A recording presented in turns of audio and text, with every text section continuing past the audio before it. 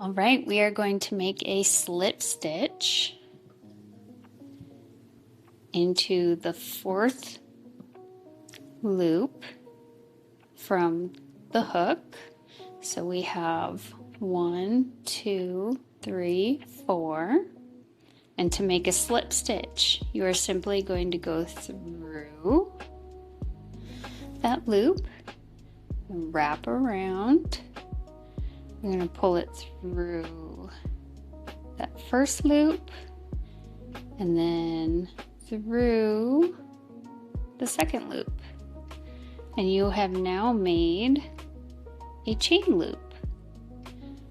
There it is.